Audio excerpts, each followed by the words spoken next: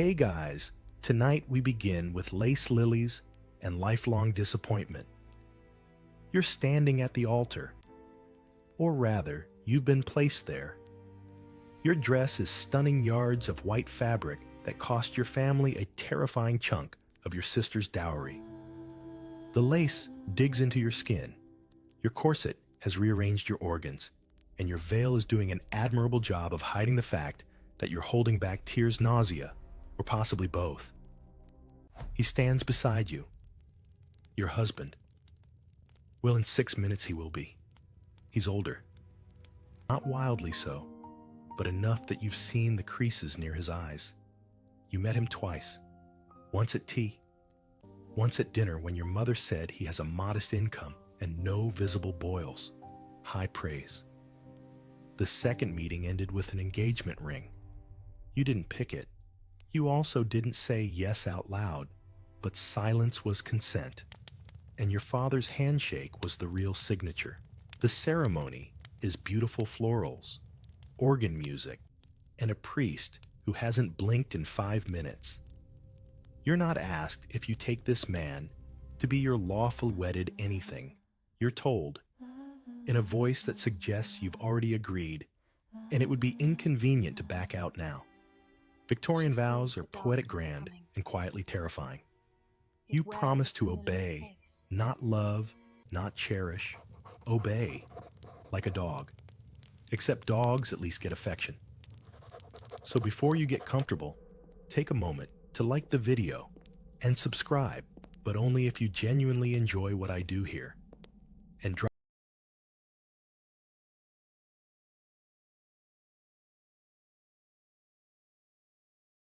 a comment with your location and local time.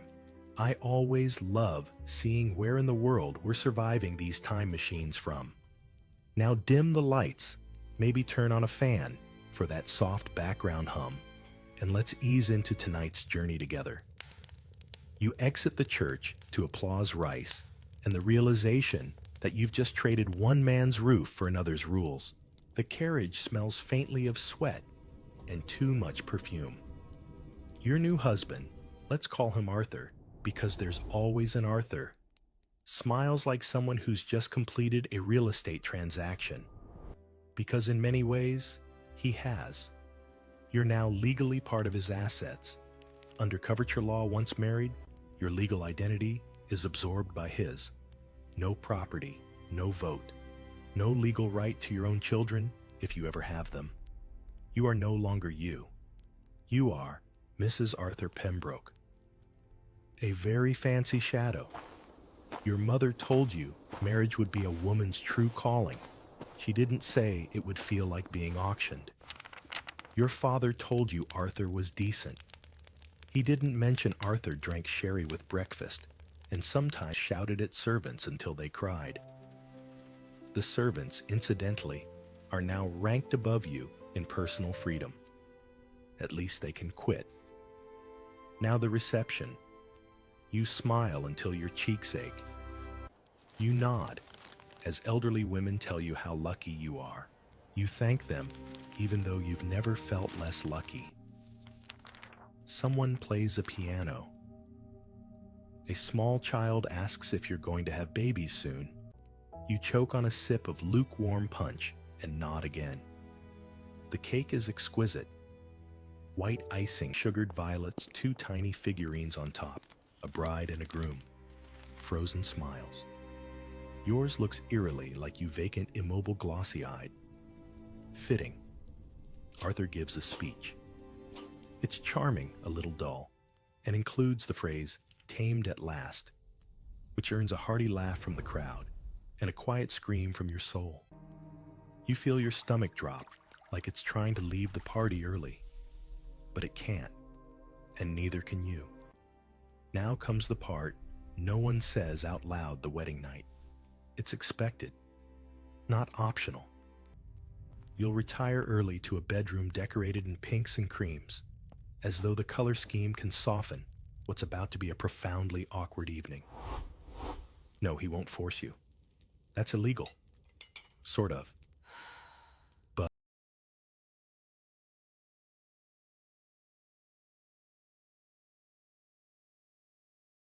but refusal. That's not part of the script. The unspoken rule is that a wife must submit. Not once, always. In case you're wondering, Victorian law never officially recognized marital rape.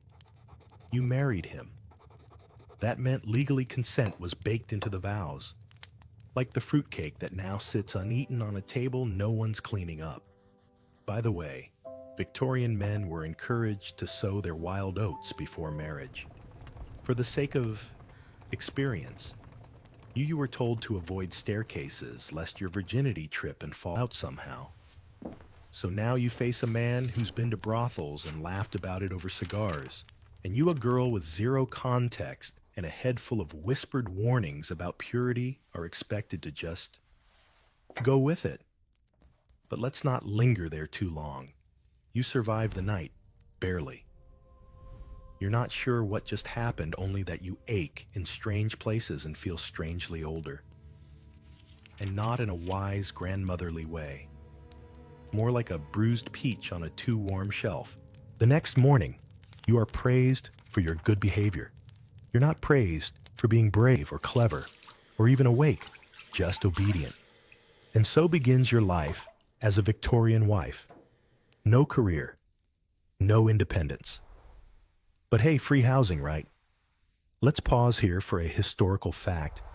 Coverture law, active throughout the 19th century, meant a woman's legal rights were absorbed into her husband's upon marriage. She couldn't own property, enter contracts, or even claim custody if separated. It wasn't until 1882 that the UK's Married Women's Property Act gave wives some legal control over their belongings. Even then, judges often favored the husband in any dispute. Now for something fringe, some Victorian brides carried orange blossoms in their bouquets, not just for scent or symbolism, but because they were believed to increase fertility and keep away impure thoughts. Which says everything, really. As for scholarly debate, some historians argue that Victorian marriages, though restrictive, offered a form of social protection and upward mobility for women. Others argue that this protection was gilded confinement, a prison with better curtains. The truth is likely a suffocating mix of both. Either way, you've said your vows.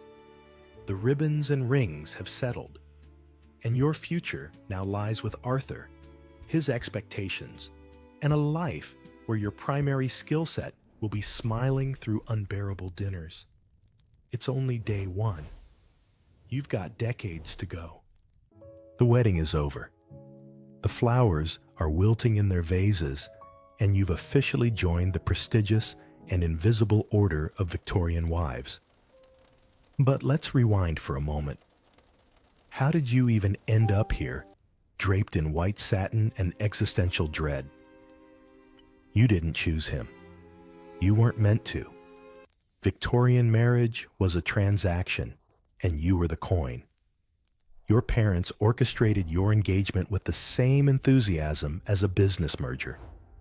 He comes from good stock. Your mother whispered one evening as she dabbed lavender oil behind her ears. Good stock in this case meant he had land no criminal record and a jawline that implied ambition. Love. That was for novels, or fools. Courtship, as quaintly called, was a stiff ballet of chaperone visits, cautious conversations about weather, and tea served with passive aggression. You were paraded in dresses meant to flatter your complexion and never your comfort. He assessed you like a potential investment. You responded with small laughs and demure nods, pretending not to notice the way he inspected your teeth when you smiled. You never asked him about his politics or his debts, or whether he believed women were people or just well-dressed livestock. Because those weren't questions a proper girl asked. Instead, you sat hands folded and prayed your dowry was enough to make you worth the inconvenience of a second visit. Eventually, he proposed. Not to you, mind, to your father. Over cigars, most likely. Your consent, theoretically important, practically optional. You were summoned to the drawing room and he handed you a ring. Not because he liked you, but because it was time. He was 28 and the family wanted heirs. You were 18 and the family wanted you out of the pantry. He said something like, "You'll make a fine wife." You nodded, because what else does a polite girl do? Scream. From that moment, your life was no longer yours. Your letters were read, your walks monitored. Your name appeared on calling cards before you even adjusted to its new spelling. Your body became public property, everyone speculating how your hips would handle childbirth, how many sons you'd produce. You learned to smile at this. Victorians loved smiling at trauma. It made them feel proper. You had one job: get married before your bloom faded. That bloom, by the way, expired sometime around age 23. After that, you were a spinster. And spinster in the Victorian thesaurus was two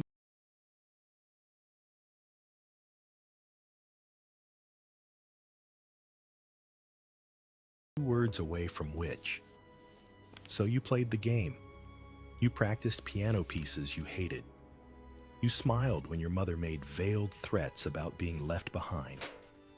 You read etiquette manuals that explained how to faint gracefully and what shade of glove best hides desperation. Love. That was dangerous. Women who loved foolishly ended up in poems, or as tragic heroines consumed by fire scandal or melancholy. Sensible girls knew better. They learned to perform affection with just enough enthusiasm to be endearing, never needy. A tilt of the head, a gentle laugh, a silence that said, "I'll do as I'm told." Your father approved the match. Your mother wept for reasons unclear, but everyone said they were happy tears. Your friends envied you, or pretended to. You tried not to think about the girl, 2 streets over, who ran off with a stable hand and was now not spoken of. But let's not mistake this for a unique injustice. Your story was one of thousands. Victorian England was full of women, married not to partners, but to social expectations. The novels made it sound romantic. In real life, it was roulette. Some husbands were kind, gentle, awkward. Others were cold, controlling, or cruel. All had the law on their side. Here's a mainstream historical truth. Among upper and middle-class families, it was common for parents to play a dominant role in arranging matches, often emphasizing financial stability, class status, and reputation over affection or compatibility. A daughter's marriage could make or break a family's stand, and a lesser-known tidbit etiquette books for women advised against showing too much interest in a suitor. A lady who expressed enthusiasm was seen as immodest or desperate. The ideal courtship was one in which the woman appeared passive and slightly surprised by her own engagement, like a deer gently realizing it had been shot. And now, for the scholarly gray zone, while arranged marriages were common. There's ongoing debate about how much agency some women really had, particularly among the upper middle class. Letters and diaries show a complex reality. Some women resisted negotiated or even rejected proposals, but many were simply outmaneuvered by economics, custom, and filial duty. So back to you.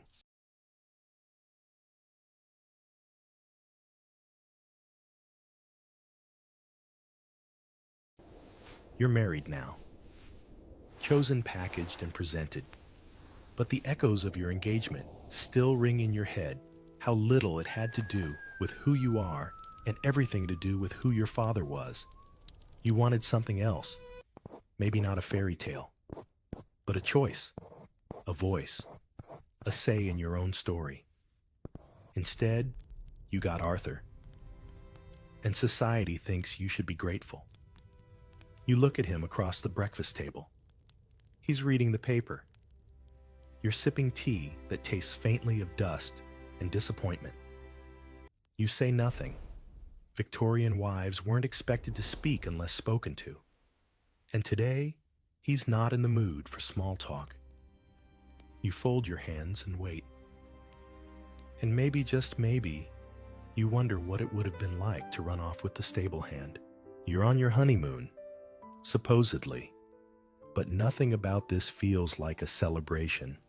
The brochures don't exist, but if they did, they'd lie. There's no turquoise sea, no champagne flutes clinking under starlight, no lounging in a silk robe while your new husband feeds you grapes. There's a creaky carriage, a damp inn, and the slow, creeping realization that you're now legally required to share a bed with a stranger who owns your last name. The innkeeper smiles too widely. The chambermaid gives you that look, the one that says she knows what's happening upstairs, and she feels just a bit sorry for you. You nod, polite, dazed. Your corset digs into your ribs. You haven't exhaled since the ceremony. The room is floral. Everywhere floral. Wallpaper, bedspread, even the water jug. Someone thought petals would soften the whole ordeal. They were wrong. Arthur? Yes, let's keep calling him. Arthur takes off his gloves with a sigh that's part exhaustion, part entitlement. He seems more relaxed now, like a man who's just won a horse in a card game and can't wait to try it out. You sit on the edge of the bed, ankles, crossed hands, folded heart, trying to evacuate through your spine. No one prepared you for this.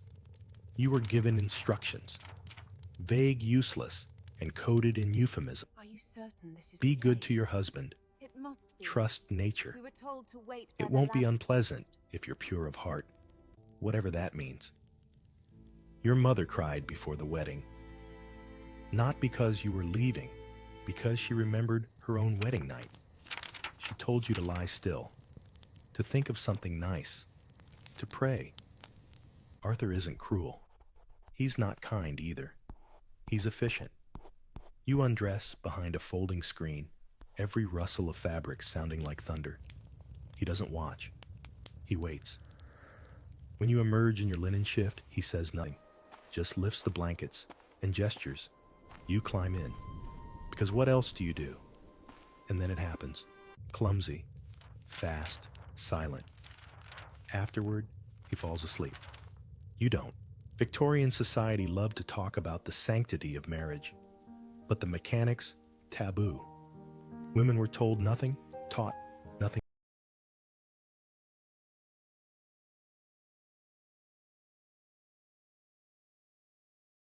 Expected to simply adapt. It was a duty, a performance, a ritual you endured so that God and your in-laws would be satisfied. You stare at the ceiling. The floral pattern mocks you. Let's be clear, you weren't assaulted, not in the way people think of it today. But you also weren't given a choice. In Victorian England, consent within marriage was irrelevant. Your body was not your own. Once the ring was on your finger, you became legally and morally your husband's property. To deny him was to deny your role. And here's the cruel irony. If you became pregnant, society cheered. If you cried, they called it nerves. If you objected, well, maybe you were hysterical. Maybe you needed a rest cure, or a trip to the seaside, or a small dose of laudanum until you became quieter. Want a historical fact? The legal doctrine of coverture ensured that once married, a woman had no separate legal existence from her husband. This meant no property rights, no control over her earnings, and no legal recourse if he forced himself upon her. Marital rape wasn't criminalized in England until 1991. Yes, 1991. Something obscure. Upper-class Victorian brides were often sent to matronly advisors before the wedding, usually older female relatives. who would give them vague, often horrifying metaphors about marital intimacy. One popular phrase was "bear it as Eve bore the curse," not helpful. And the scholarly debate. Some historians argue that intimacy improved over time within Victorian marriages, particularly among couples who developed emotional bonds. But even then, the power dynamics were deeply uneven. Wives were expected to be available, cheerful, and discreet. Always discreet. Back in your inn, the sun rises. You slip out of bed, wrap a shawl around your shoulders, and sit by the tiny window. Outside, a milk cart creaks by. Somewhere a dog barks. You feel changed, not wiser, not more mature, just altered, like a letter that's been opened and resealed. Arthur wakes, dresses, kisses your forehead like a cousin. He says you'll take a walk after breakfast. You nod, because nodding is your new full-time job. Downstairs, the innkeeper beams at you, asks how the first night went. You smile, because what else can you do? Cry, throw a fork. Declare yourself queen of sadness and walk into the sea. You butter a scone with trembling fingers. The jam is too sweet. Everything is too sweet. Arthur reads the paper. He comments on the weather. You try to listen, but your ears feel like they've been stuffed with cotton and disappointment. You expected nerves. You didn't expect numbness. But numbness is useful. It's how you'll survive the next decades. So you nod. Again, because now that you've passed your first test as a wife, the expectations will only multiply. Heirs, hosting, obedience, and always, always silence. You sip your tea. It's cold now. And so are you. He comes home late again. You stopped asking where he goes after dinner, because the answers never change, and because the truth would be worse than the lies. You tidy your embroidery basket for the third time, not because it's messy, but because there's nothing else to do that doesn't remind you how alone you are in this very well-decorated cage. The parlor clock ticks loud enough to feel like judgment. Tick. You didn't ask questions. Talk. You shouldn't need to. Tick. You're his wife. Talk. He's not your prisoner. You hear the carriage outside. Keys fumble at the door. He enters smelling faintly of tobacco wine and a perfume that isn't yours. He kisses your cheek like someone inspecting furniture. You smile, because it's what's expected. He tells you he saw an acquaintance, or had business, or needed air. The stories rotate. The women do too. It's not a scandal, not for him, because in Victorian society, a gentleman's infidelity was tolerated, even joked about. He was simply restless, or in need of male companionship. You, on the other hand, were to remain pure, loyal, and grateful. Adultery was a male privilege, and your silence was its guarantee. You sit beside him as he reads the paper. He turns pages like you're not even there. The ink rubs off on his fingers. You wonder if the guilt ever does. And here's the part no one warns you about: your marriage is legally sacred, but socially flexible for him. If he visits brothels, you mustn't ask. If he keeps a mistress, you mustn't notice. And if he gives you something unpleasant in return, well, you mustn't talk about it. Victorian venereal diseases didn't come with public awareness campaigns. They came with shame and silence. Your body aches in unfamiliar ways. You've been tired for weeks. Your doctor says it's the female constitution. You want to ask if the female constitution includes chlamydia, but you smile and nod. He prescribes a tonic. It tastes like disappointment and syrup. Here's your mainstream historical fact. It was alarmingly common for upper-class Victorian men to frequent prostitutes even after marriage. London's brothel scene was thriving in the mid-19th century, with government estimates noting tens of thousands of sex workers in the city alone. Men could indulge, wives could not. And a lesser-known tidbit, some Victorian reformers, most notably Josephine Butler, fought to expose the double standards of the Contagious Diseases Acts, which subjected sex workers to forced medical exams but ignored the male clients who spread infections. The law treated women as disease carriers, never victims. Now, the historical debate, some scholars argue that the separate spheres, ideology men in the public, women in the private, created emotional distance in Victorian marriages, encouraging men to seek companionship elsewhere. Others suggest this divide was exaggerated and many couples found genuine companionship. Both might be true, just not for you. You clear the tea tray in silence. He asks if you're feeling unwell. You say no. You always say no, because saying yes opens a door neither of you want to walk through. Later that night, you lie in bed beside him, listening to his slow, content snore. You lie awake, eyes fixed on the ceiling, your thoughts louder than the wind rattling the window. You remember the girl who married for love. She was shunned when her husband left her. Society saw her affection as foolish. Your cold, distant marriage, however, is seen as stable, respectable, tragic, yes, but acceptable, because it looks right from the outside. You turn your head and watch him sleep. His mouth is slightly open. He looks peaceful. You wonder if he dreams about the women he visits, or if he dreams at all.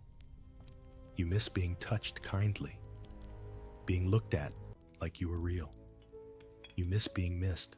You reach for the rosary on your nightstand and grip it tight, not for comfort, but for something to do with your hands that doesn't involve slapping him. In the morning, he's gone before breakfast. A note on the table says meetings. You drink your tea alone. Outside, the paperboy shouts headlines about scandal. You think what a luxury to have your tragedy be public. Yours is wallpapered in good manners and served with dry toast. You walk through the garden alone. The roses are blooming. You hate them for it. And still, you stay. Because there is no leaving. There is no confrontation.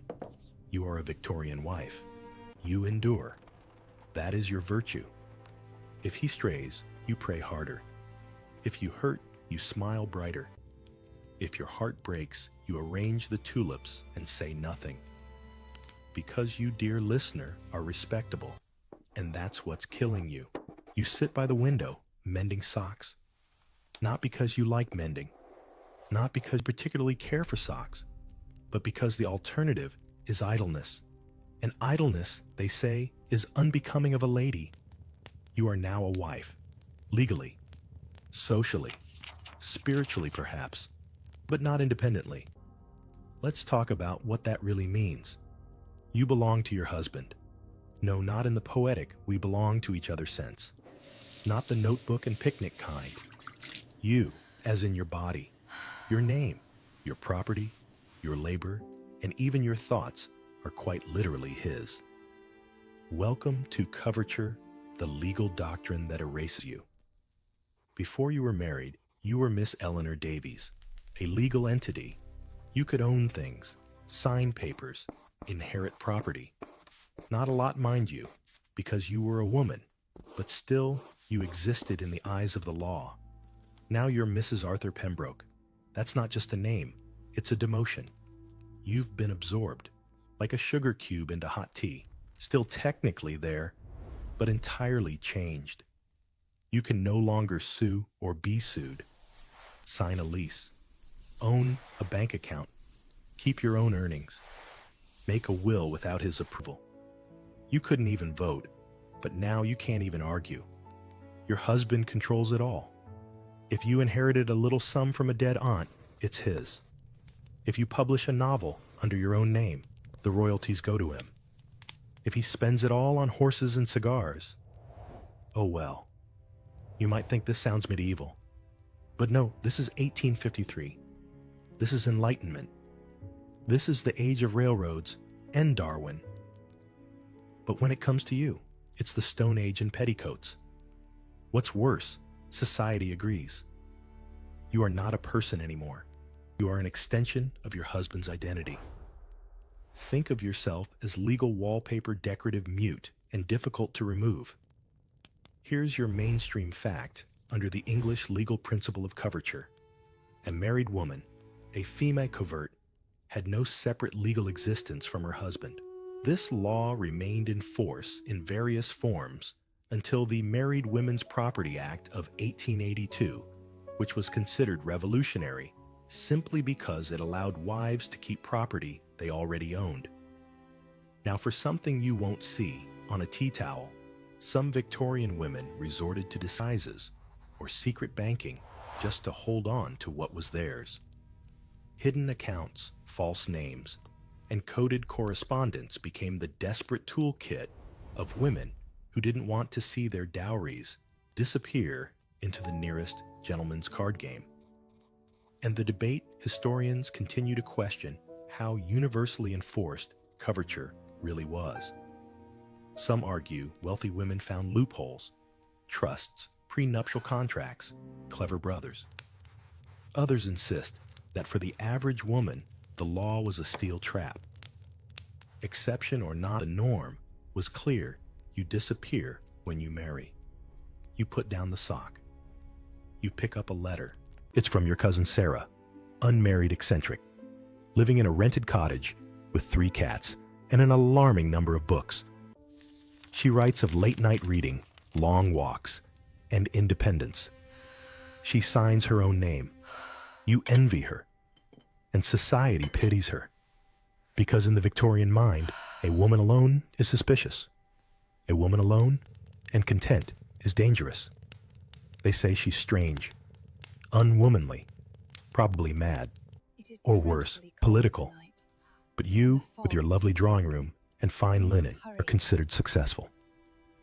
Even as you slowly erode under the weight of invisibility, your husband calls for tea. You serve it. He misplaces a paper. You apologize.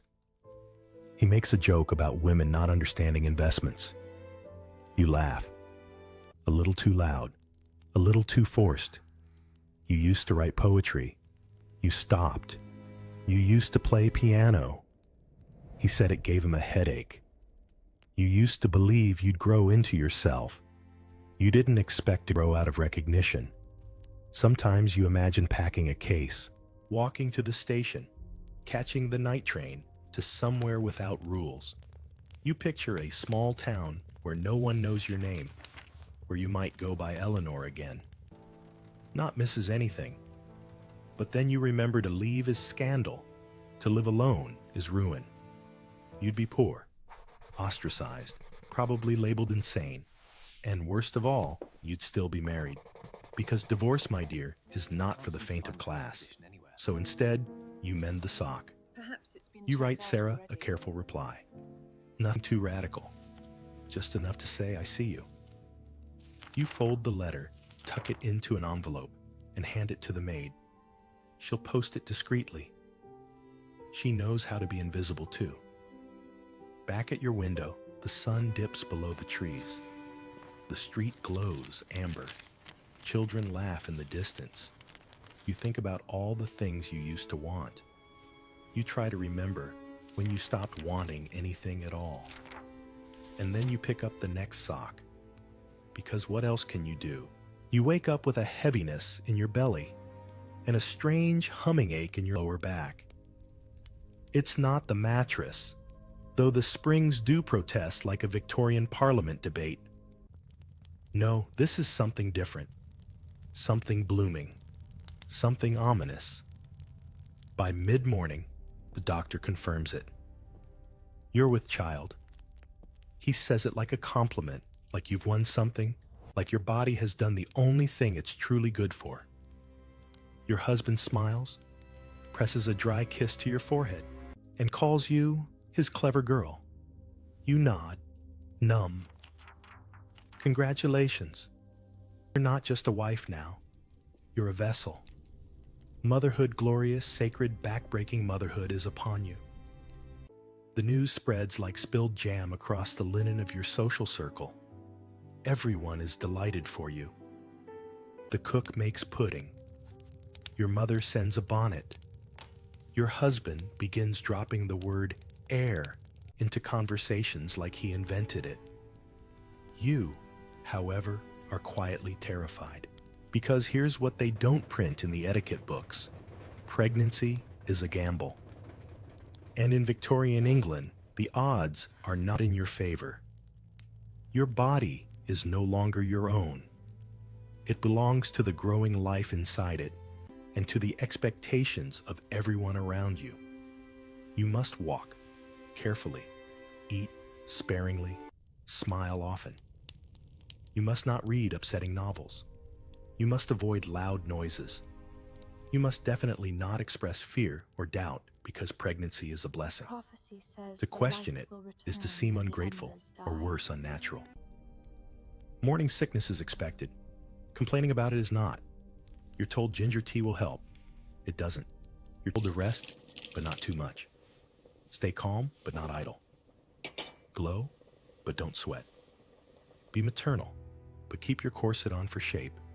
That's right, maternity corsets. Because nothing says comfort like whalebone and constriction while growing a human. By your 5th month, your ankles swell. Your moods swing. Your cravings border on alarming. You want pickled onions and chocolate custard, preferably at the same time. You're told to sip milk and think of England. You'd rather throw the milk out the window. Victorian medicine isn't exactly your friend. Your doctor is likely a man who's never changed a diaper, but feels perfectly qualified to explain the mysteries of your womb. He prescribes fresh air and gentle exercise. You try walking, but your hips scream. You try lying down, but your bladder protests. Here's your historical fact: maternal mortality was staggeringly high in the 19th century. Estimates suggest 1 in 200 births ended in the death of the mother in Britain, often from infection, hemorrhage, or obstructed labor. And yet, society insisted that childbearing was a woman's greatest joy. A fringe detail: some midwives recommended keeping a small spoonful of brandy or laudanum on hand just in case the pain became unbearable, which it usually did. Laudanum, by the way, is opium dissolved in alcohol. It dulled the pain, yes, along with consciousness, awareness, and breathing. In the scholarly debate, while some argue that women found empowerment and community through shared experiences of childbirth and motherhood, others contend that pregnancy was simply another form of patriarchal control. Your ability to reproduce was valued, but your voice in the process was not. As your due date creeps closer, the house shifts into quiet dread. The nursery is decorated, the bassinet is polished, but the truth hovers in the corners like dust. This could kill you. You're not allowed to talk about that, of course. Death is impolite conversation, even if it's waiting for you behind a basin of boiling water and a dull pair of scissors. Labor begins at dawn. It's slow. It's brutal. It's long. Your screams are muffled by clenched teeth and social expectation. The midwife wipes your brow and whispers that you're brave. You don't feel brave. You feel like your body is tearing itself in half. At some point, the pain swallows everything. There is no room left in you for thought, just raw sensation. Someone prays. Someone else sobs. You bite down on a rag to keep from waking the house. And then a cry. Not yours. You're too empty to cry. The baby is here. A girl. The room deflates. Your husband isn't disappointed. He's simply quiet. He was hoping for an heir. You were hoping to survive. You did. Barely. Your body is ruined. Your hair is falling out in clumps. Your chest aches. You leak constantly. Your stomach looks like a battlefield, and no one is sending reinforcements. They bring the baby to you.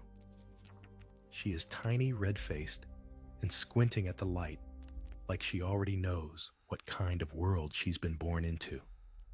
You hold her unsure. They say, "This is the happiest moment of your life." You're not sure what that says about your life. A servant enters with broth. You sip it one hand, around the baby, the other trembling from exhaustion. Arthur kisses your cheek and tells you to rest. He leaves for a dinner appointment, something about a business associate and a very good port. You're alone again, but not really. There's a baby now, and she will need everything from you. Forever. You stare at her eyes, heavy heart heavier. You survived childbirth. Now you have to survive motherhood. It begins with a stain. Dark, sudden, and terribly familiar. You freeze. You're only a few months postpartum, still healing, still aching in places you didn't know could ache. You'd barely gotten used to holding your baby without wincing, to sleeping in short gasps, to remembering your name. And now it's happening again. Or rather, it's unhappening. You rush to the wash basin, heart thudding in that primal, fearful rhythm. There's blood. There's pain. There's something else, something heavier than physical discomfort. It's the weight of silence. Because no one told you what to do when things go wrong. You sit on the edge of the bed, hands clenched, hoping it's nothing. Hoping it's normal. Hoping mostly that you're not about to become invisible in a whole new way. By evening, it's undeniable. The cramps worsen. You begin to shake. A chill runs through you, colder than the drafty windows or Arthur's absent gaze. You miscarry alone in the cold half-light of a drawing room where the curtains are always closed. No one prepared you for the loss. Not your doctor. Not your friends. Not even your mother, who once whispered through tight lips. These things happen, and then change the subject quickly. In the morning, the maid finds the sheets. She says nothing, but the look in her eyes says everything. She's seen this before, too many times. You rest. You are told to rest. But what they mean is, be quiet. Grieve if you must, but not in public, not loudly, certainly not at dinner. You are given broth, laudanum, advice about keeping your feet warm. What you are not given is space to feel what you're feeling. Because in Victorian society, a woman's value was closely tied to her ability to bear healthy children. A lost pregnancy, an unfortunate failure. You'll try again, they say. You're young, they say. Be grateful you can conceive at all. Gratitude becomes a prison. And guilt, oh, that arrives promptly uninvited and unpacking in every room of your mind. Was it the walk you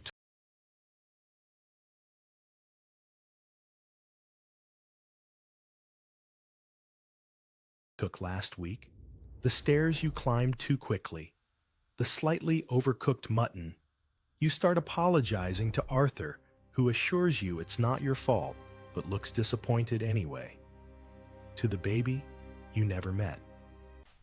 To the mirror, which reflects a thinner, paler version of yourself that now flinches when anyone says next time. Historical truth.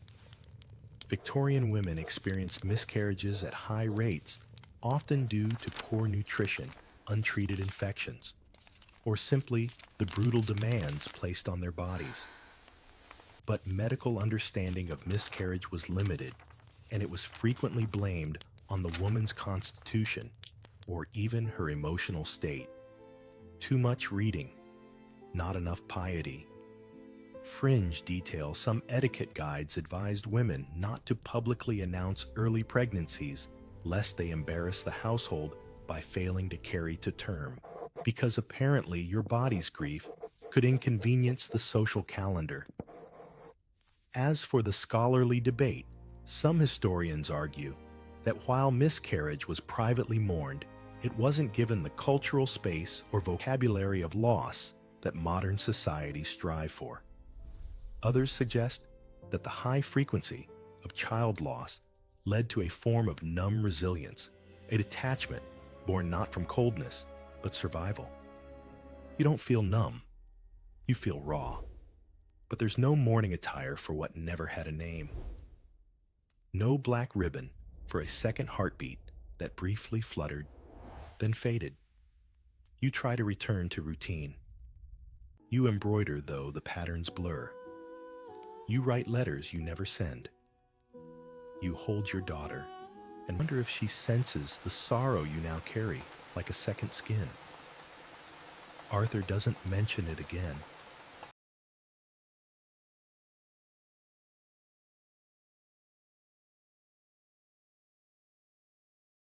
He returns to work, to the club, to polite conversations about things that don't bleed. When you ask if he's sad, he says, "These things happen." You stop asking. At church, the vicar preaches about the virtues of motherhood, about how women are closest to God when giving life. You sit still and stare at the stained glass. You wonder what God thinks when life is taken before it begins. You whisper apologies into your pillow each night. To the child that was. To the one you still cradle. To yourself, though you don't believe you deserve it. And then because no one else will do it, you begin to heal. Not quickly, not neatly. You start by stepping into the garden. Just once. Then again, the next day. You breathe in air that doesn't ask you to smile. You press your fingers into the earth. You plant something, not for symbolism, just to remember what it's like to grow without fear. Eventually, someone sends a card, a neighbor, awkward but sincere, thinking of you. You cry, not because it changes anything, but because for once, someone acknowledged you're in pain. You don't talk about it again. You move on, as they say, but not away, because grief isn't a season, it's a layer. And in your life, there are many. You don't love him. There it's said. And that's already a dangerous thing to say in the age you inhabit, where duty wears the mask of devotion, and affection is something you're expected to manufacture like plum preserves for winter. You don't hate him either. Not exactly. It's a colder thing, a gray, drafty space between dislike and resignation, like a hallway with no doors. Arthur isn't cruel. He provides. He nods politely when you speak. He sometimes asks about the child, but he is a man who sees you the way he sees the chandelier, useful decorative, easily dusted by someone else. And you, well, you're a wife. You should be grateful. You have a roof. You have a child. You're not in the workhouse. What more could you possibly want but love? Oh, love is something else entirely. Love is dangerous, especially for you. You sit at the piano and play quietly. Something gentle. Something Chopin, maybe. He doesn't notice. He never does. You remember when you were younger, before the engagement, before the veil, before the fainting and the lace. You remember reading poetry by candlelight, stories where heroines burned with love. You believed in that heat. You believed that one day your heart would feel more than just compliance. But now you feel nothing when he touches you. You kiss him, and your lips move like muscle memory. You make tea and call it care. You share a bed and call it closeness. You don't love him. And worse, you suspect you're not allowed to say that out loud. Victorian society didn't require love in marriage. In fact, it treated it like a pleasant bonus if it showed up eventually. Love was for novels and tragedies. Respect and obedience were the real bedrock of a proper union. If you confessed this to your mother, to the vicar, to anyone, they would frown gently and remind you that love grows over time, that women are more emotional and therefore must learn to temper those feelings, that good wives love their husbands through action, not passion. But you know the difference. Love does not feel like obligation. It doesn't come only after you've served dinner, or born children, or kept quiet at a dinner party while your husband praises another woman singing. You feel lonelier sitting beside Arthur than you ever did alone. Historical fact. Time many Victorian marriages, especially among the middle and upper classes, were formed based on compatibility of fortune, family background, and social expectation, rather than romantic attraction. The concept of marrying for love was often viewed as idealistic, even reckless. Obscure tidbit: some Victorian women tried to justify their lack of romantic feeling through spiritual reasoning, insisting that earthly desire was sinful and affection should be reserved for God or children. This was encouraged subtly by sermons and advice literature. And here's your scholarly tug of war. While some historians argue that Victorian women internalized these norms and found fulfillment in quiet loyalty, others highlight private diaries and letters revealing deep sadness, emotional starvation, and longing for connection that never came. The truth likely lived behind tightly drawn curtains. Tonight, Arthur is away again. A business supper. You don't ask where. You don't want to know. You sit by the fireplace, your child asleep upstairs, and wonder what it might feel like to love and be loved. Not with duty, not with performance, but with truth. You imagine a different life. A man who listens, who doesn't just provide, but partners, who knows your favorite song and hums it when he thinks you're not listening. You feel your chest ache with the fantasy, and then the guilt comes, because you're a wife, a mother, a Victorian woman. You're not supposed to want more. Wanting more is selfish. It means you're ungrateful. It means you deserve your loneliness. So you douse the thought like a candle. You climb the stairs and kiss your child's forehead. She stirs but doesn't wake. Her little hand curls around your finger. For a moment you feel a kind of love that needs no permission. It steadies you. It reminds you that love still exists in your life, just not where they said it should. Later, Arthur returns, smelling of cigars and something faintly floral. He says nothing. You say less. He slips into bed beside you. You close your eyes and pretend. Again, you wake to the sound of your name, soft, unsure, and oddly formal. It's the maid hovering in the doorway. "Madam," she says, "the baby's crying."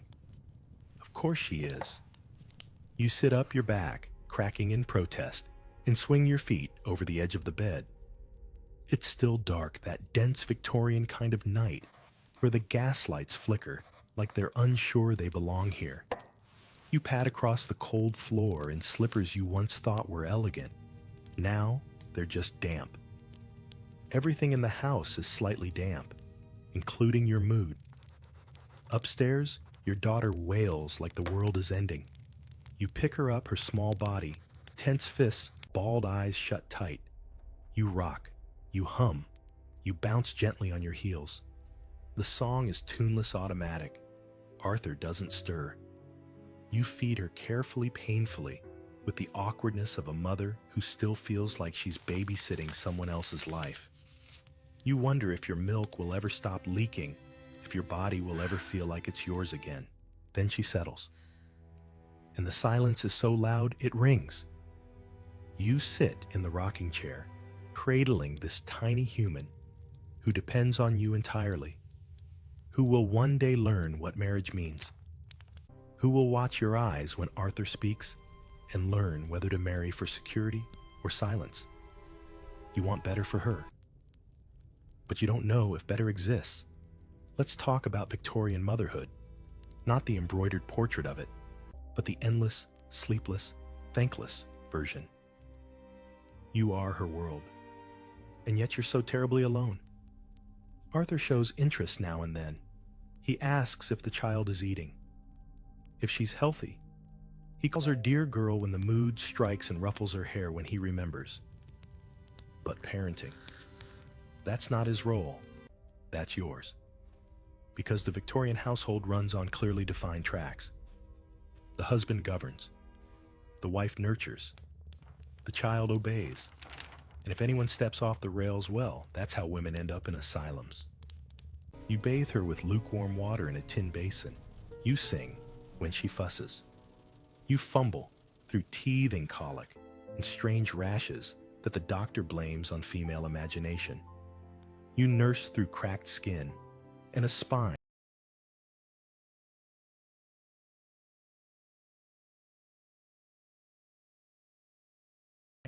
that feels like it might snap in half. There's no word for this kind of exhaustion.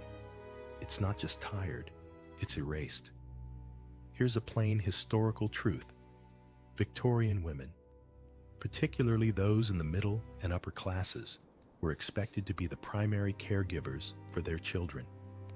Even with nannies or wet nurses, the moral burden of child rearing fell squarely on the mother's shoulders. If the child misbehaved, the mother had failed. If the child died, the mother was cursed or careless. And something fringe, some Victorian manuals warned mothers not to kiss their children too often, lest they encourage weakness or unmanly dependency. Affection, like everything else, needed restraint. Scholars still argue about what kind of emotional connection mothers were truly allowed. Some argue that domestic motherhood was empowering, giving women control over the moral and emotional life of the home. Others say it was suffocating, a trap lined with embroidered cushions. You sit by the nursery window while she sleeps. The first light is just beginning to bloom across the sky, pale and uncertain. Your head leans against the wooden frame. You wonder if this is what your mother felt, and her mother before that. You wonder how many women sat in rooms just like this one, holding children they loved and wondering what happened to the girls they used to be. You are more than a mother, but no one says that out loud. To society, you are a Madonna, a warm bosom, a soft lap, a moral compass in a corset. To Arthur, you are polite company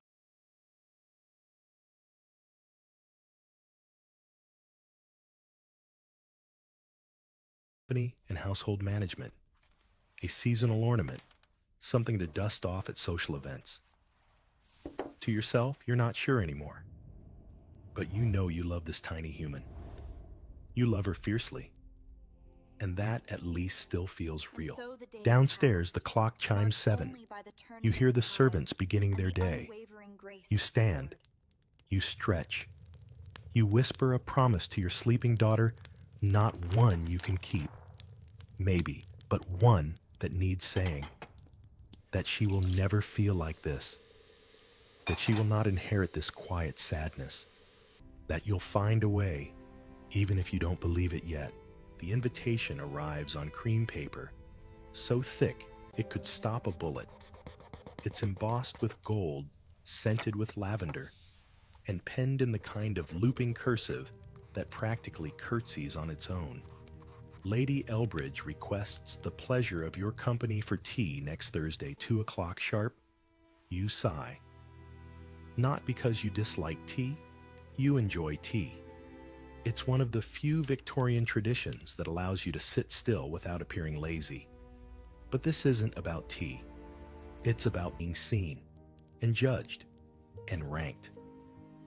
You pull out your appointment diary, not because your days are busy, but because being seen to be busy is essential. A blank page is social death. Thursday is open. Of course it is. You send your acceptance, then spend the next 4 days worrying about everything from hemline length to conversational small talk. You rehearse how to say delightful with just the right tremble of joy, and how to appear interested in someone else's embroidery without crying into your napkin. When the day comes, the air is damp and full of clouds. The weather matches your mood. You dress in lavender feminine, but dignified. You wear gloves, a hat, a brooch that once belonged to an aunt who probably also loathed tea parties. Arthur sees you to the carriage. He kisses your hand and says, "Charm them." You smile because it's easier than explaining that you don't feel like being charming today, or any day. Lady Elbridge's parlor is a frosted cage of delicate china tightly drawn drapes and chairs that appear to have been designed for dolls, not humans. The guests are exactly who you expect Mrs. Pembroke, from 3 doors down the Honorable Mrs. Wexley, who always smells like mothballs, and 2 younger wives, with glassy eyes and forced laughter. Tea is poured, biscuits are passed, and the performance begins. "Your daughter must be walking now," someone says. You nod. Arthur still at the firm? You nod again. Small talk is the only safe talk. The weather, recipes, the price of oranges. Anything deeper is frowned upon. Mention politics, and you're considered difficult. Mention feelings, and you're unwell. You sip carefully. You smile at the right moments. You answer questions with soft assurance. You ask nothing too personal in return, but the barbs come anyway. Oh, you haven't hosted a musicale yet, still just the one child. Such pale skin, have you been resting enough? Each statement is dipped in sugar, but it still cuts. You want to scream. Instead, you nibble a biscuit. Here's the historical fact. Victorian tea parties were not just social niceties. They were strategic performances of class femininity and moral superiority. Women were judged by their deportment, conversation, and ability to maintain the illusion of effortless domestic grace. Fringe detail, some etiquette manuals warned against eating too much during tea, as unladylike appetite could hint at earthly indulgence. Heaven forbid you take 2 crumpets and reveal your sinister hunger for bread. In the ongoing debate, some scholars view these gatherings as forms of subtle resistance, places where women exchanged information, shared grievances, even whispered political ideas. Others see them as engines of conformity spaces, where dissent was suffocated by floral patterns and polite silence. You try to steer the conversation to safer ground. Have you seen the latest fashion plates, you ask? Mrs. Wexley lights up. Ghastly sleeves this season. You all laugh. There's relief and agreement. Then Lady Elbridge leans forward, eyes glinting. Have you considered a companion yet? The question hangs. You blink. A companion for the child. A governess? Ah. Of course. Because heaven forbid a woman raise her own child without professional help, but also heaven forbid she not raise her child herself. You manage a smile. We're considering it. That seems to please her. Conversation drifts again. Someone recounts a hilarious tale about a footman who spilled brandy on a visiting archdeacon. Laughter ripples through the room. You pretend to laugh too, but your hands are clenched inside your gloves. After 2 hours, tea concludes. You rise, curtsy, offer your thanks. The carriage ride home is silent. Even the horse seems tired of the charade. At home, your daughter squeals when she sees you. You scoop her up, bury your face in her hair. She smells like soap and something sweet. For a moment, the air clears. Arthur asks how it went. Delightful, you say. Because that's the word. That's always the word. Your daughter is learning to speak, At first, it's just sounds, babbled syllables tossed like petals into the air. But then they start to settle. Mama. Up. No. Especially no.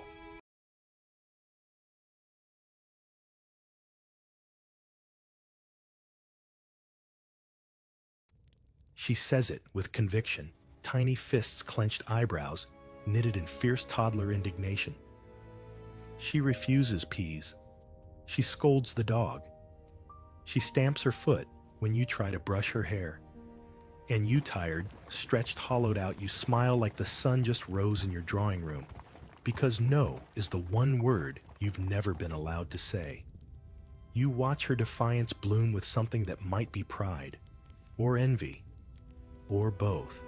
She's still small enough to get away with it. Society hasn't yet arrived with its lace gloves and measuring sticks. But you know it's coming. The day when no becomes, don't be difficult. When up becomes sit down and be pretty. When her wildness must be tamed for the comfort of others. And your job is to tame her. You're the mother. That's what they expect. You're supposed to mold her into a proper Victorian girl, polite, modest, obedient, graceful. Not too clever, never loud, definitely not opinionated. You watch her scribble on the back of an old pamphlet with a stub of charcoal. She announces it's a horse. You nod. It looks more like an angry potato, but that's not the point. She's drawing, creating, Look closely. imagining something beyond these walls. It is magnificent. Arthur passes by, glances down. Dangerous. What a mess, he mutters, and continues on. He doesn't mean to scold. He never does. He just lives in a world where women clean and children sit still.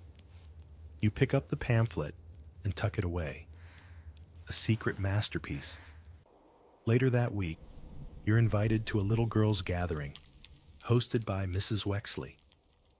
It's supposed to be charming, innocent, just tea dolls and moral instruction. You dress your daughter in her second-best pinafore and try not to think about it too hard. The parlor is filled with tiny chairs and judgmental nannies. The little girls curtsy. They sip milk from porcelain cups. They're instructed in manners, embroidery, and simple scripture. Your daughter kicks off her shoes and tries to climb the piano. Gasps all around. You apologize. Profusely. Mrs. Wexley smiles that tight Victorian smile, the one that says, "Control your child, or I'll call the vicar." You lead her away, whispering gentle scolds. Not because you're angry, but because you have to be seen to be correcting her. You don't want to tame her, but you also don't want her shamed. It's a constant tightrope. Back home, she draws again,